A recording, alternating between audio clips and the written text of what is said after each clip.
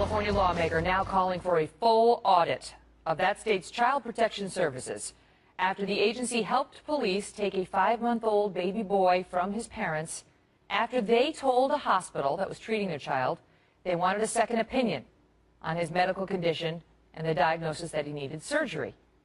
They took him from the hospital against medical advice, and they didn't take him home. They took him to another hospital. And that hospital said, okay, fine, you can go back home with him now. We'll schedule a surgery later. The next day, the police and Division of Child and Family Services showed up at their house, and now this lawmaker and others are very unhappy, and a lawsuit is coming. Let us take you back to the day the police and DCF arrived at this mother and father and baby's house. Okay, you gotta let go of the baby, okay? Listen, if you don't, we're going to take you to jail. Because right now, you're delaying and you're going to be resisting. I called the hospital. You don't go to jail, okay? So let go Don't of push the your baby. baby, don't push your baby through this. So I'm gonna grab your baby and don't resist and don't fight me, okay? So move your hands. Please. Move your hands. He's gonna be fine. He's Come on, gonna be man. fine. Where is he gonna be? I will tell you. Where is he going to be? He's going to a hospital. Which one? She'll be able to visit, okay? We're gonna schedule visits. Which one? We're not gonna tell you right now because I don't think you're acting, rationally right now. Really? She wasn't rational? To all the moms out there, would you have been more rational if they were taking your baby out of your hands? I think she was pretty calm. Tim Donnelly is the California Assemblyman looking into this case, and Joe Weinberger is an attorney for baby Sammy's mother, Anna, who joined me on the program on Monday and told us that they're getting ready to sue. Let me just start with you on it, Joe, again, because we have so much feedback from our viewers who are so outraged as they watch that tape and say, do it, sue whoever you can sue so this doesn't happen to another family. But let's get specific. Who really is to blame for, because they went to the other hospital, they went from Sutter to Kaiser, the Kaiser doctor said, you're good, these are good parents, they can take their baby. And the police knew that from Kaiser Hospital, so they took their baby home. But then the next day, different police show up at their house with DCF and grab their child. So how did that happen? I'd like to think that it's just a failure to communicate, but the reality is this is something that happens far too frequently.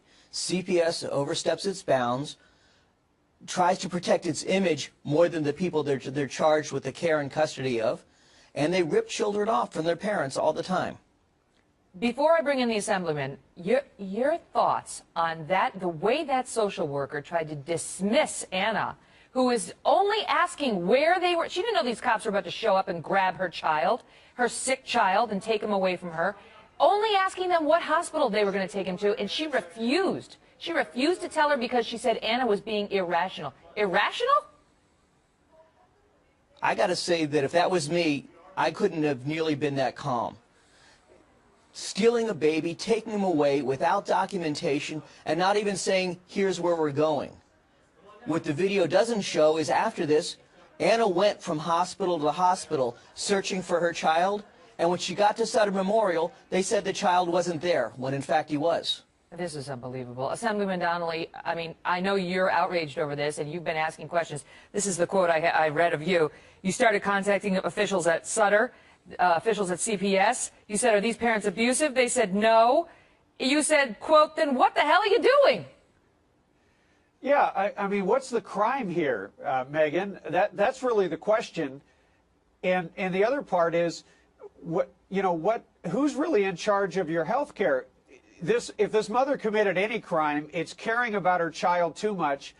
And when she got uncomfortable with the direction the health care was going, she intervened because she said, I didn't want to get to that point where they perform a rushed open heart surgery when they're not even sure if he has the flu or where his temperature came from. They were administering drugs, and the doctor said that those weren't even authorized to be administered. The nurse didn't know why she was administering them. The mother is the only rational figure here, and so I'm demanding answers from CPS, and because they're a government agency, and you saw the way that social worker acted. It's as if she's the judge, jury, and executioner. Right, and not to mention the police officer who says, she says, do you have papers to justify what you're about to do and take my baby? He says, yeah, here, go ahead and read them.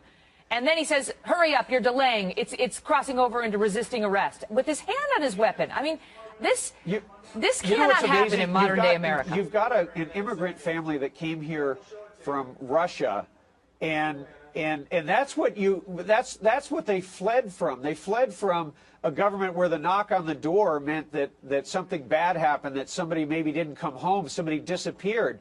And she was very calm. She documented it because she's skeptical of the police. What this has done is really opened up a door into an agency, CPS, which is Child Protective Services. They're under the Department of Health and Human Services here in California, that is completely unaccountable. They silence anybody that tries to resist by saying, hey, we're going to take away your child. Right, the biggest threat you can level. That you saw it on camera. Yeah, the biggest threat you can level at somebody. And, Joe, that's a question I want to ask you. So DCF really had no business in this case taking this child.